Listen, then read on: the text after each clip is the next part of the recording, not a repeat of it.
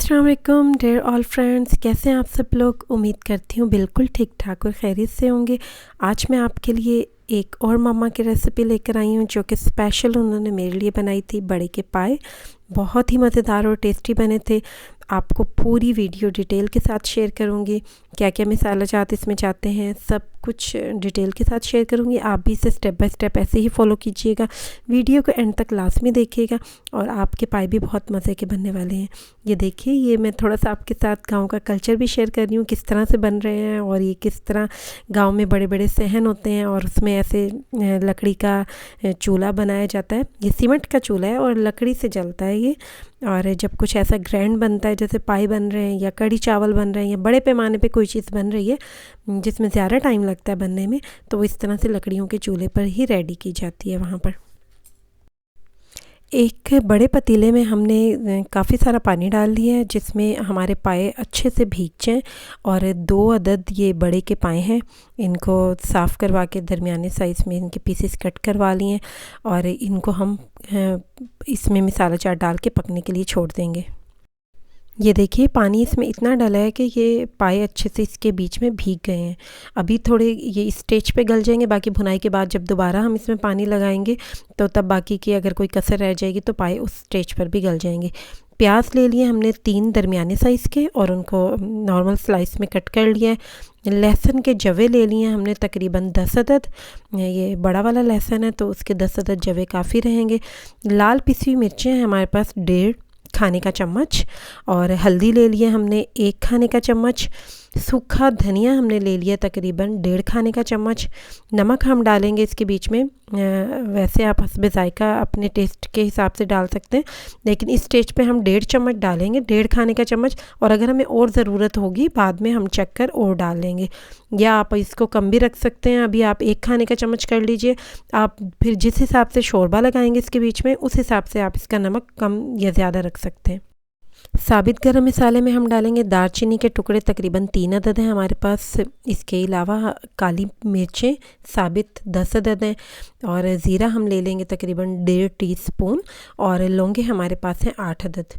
ये इसके बीच में ये साबित गरम मसाला जाएगा। इसके अलावा 2 बड़ी इलायची हमने बीच में से तोड़ कर रखी हुई है, वो भी हम इसके बीच में पाई के बीच में डालेंगे।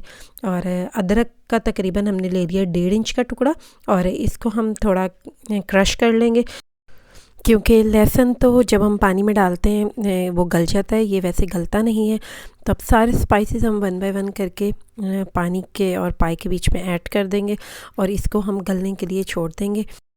साथ ही हम इसके बीच में प्याज ऐड कर देंगे, लहसुन के जो 10 जवे थे वो ऐड कर देंगे और इसके अलावा जो अदरक हमने कूट के रखा हुआ है वो भी हम इसमें इसी स्टेज पर ऐड कर देंगे और हम इसको मीडियम फ्लेम पे कुक होने के लिए छोड़ देंगे।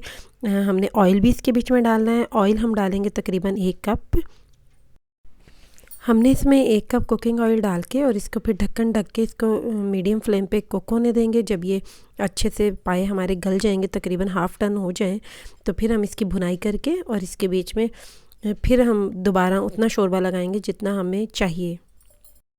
अगर आप पाए के अंदर बोंग का गोश्त ऐड करना चाहते हैं तो आप इसको पहले थोड़ी देर पाए को गलाएंगे और थोड़ी देर के बाद तकरीबन आधे घंटे के बाद आप इसमें बोंग का गोश्त डालेंगे। अगर हम दोनों को इकट्ठा एक साथ गलाने की कोशिश करते हैं तो हमारे बोंग का गोश्त ज़्यादा जल्दी गल जाता है और पाए का गोश्त ज़रा टाइम लेता है। तो इस वजह से आप इसको थोड़ा सा आधे घंटे के गैप से इसके बीच में ऐड कीजिएगा। ये देखिए जी, ज़बरदस्त तरीके से हमारे पाए रेडी हो रहे हैं और मैं आपको दिखाती हूँ इसका तकरीबन कितना पानी ड्राई हो चुका है। ये इसकी लुक चेक कीजिए, माशाल्लाह से ये पक रहे हैं। काफ़ी इसका पानी हाफ़ रह गया इस स्टेज पे, लेकिन अभी हमने इसकी भुनाई नहीं करनी। हम बीच में 1-2 दफ़ा चम्मच चलाएंगे, देखेंगे कि ये अच्छे से हमारे पाए गल रहे हैं कि नहीं। अगर इसमें आपको लगे कि पाए हमारे काफ़ी गल चुके हैं तो आप इसका ढक्कन खोल के इसे कुक कीजिएगा ताकि इसकी भुनाई हो जाए जल्दी से, नहीं तो सारा गोश्त अलग हो जाता है और हड्डियाँ अलग हो जाती हैं और नली तक पाए में से निकल जाती है, वो फिर इतने मज़े के नहीं लगते खाने में। ये देखिए जी, पानी इसका तकरीबन ड्राई हो चुका है और अब आपने इसको थोड़ा इसके पास बैठ कर पकाना है, इसका चम्मच चलाते रहना है, नहीं तो इसका मसाला नीचे जलने लगता है।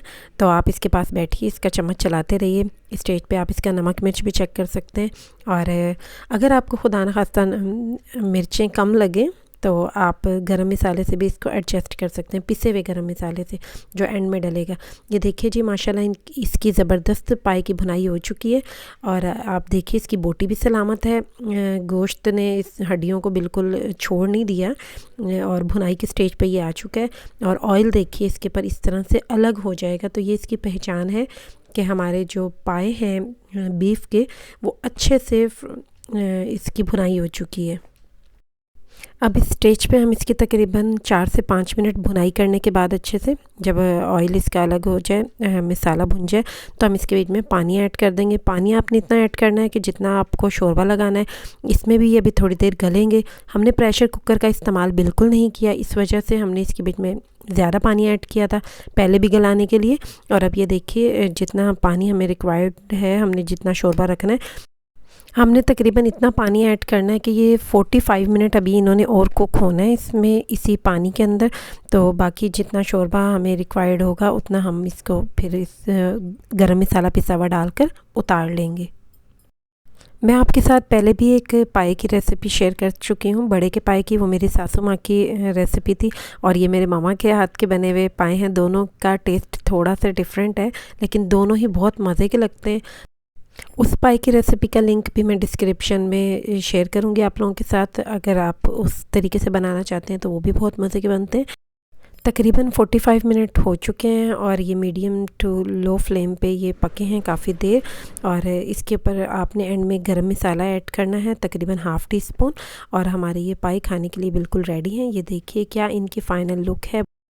बहुत ही सिंपल और इजी वे में ये रेडी हुए हैं। आप भी इनको स्टेप बाय स्टेप ऐसे ही फॉलो कीजिएगा तो पाई बहुत मज़े के बनेंगे आपके भी। अगर आप इसके बीच में गोश्त ऐड करना चाहते हैं तो आप वो भी डाल सकते हैं, वो मैंने आपको बताया था कि आपने किस स्टेज पर डालना है। मैं उम्मीद करती हूँ कि आपको मेरे ये बड़े के पाई की रेसिपी बहुत अच्छी लगेगी, और अगर अच्छी लगे तो मुझे कमेंट्स में अपना फ़ीडबैक ज़रूर दीजिएगा। मेरे चैनल को कर लीजिएगा सब्सक्राइब और बेल आइकॉन को प्रेस करना बिल्कुल मत भूलिएगा। इससे ये होगा कि मेरी हर नई आने वाली वीडियो का नोटिफिकेशन सबसे पहले आपके पास जाएगा। मुझे अपनी दुआओं में ज़रूर याद रखिएगा। अल्लाह ताला सबको अपने हिफ्ज़ व अमान में रखे, और आप लोगों की सपोर्ट और प्यार का बहुत बहुत शुक्रिया। मिलेंगे इंशाल्लाह किसी नेक्स्ट रेसिपी में, तब तक के लिए अल्लाह हाफ़िज़।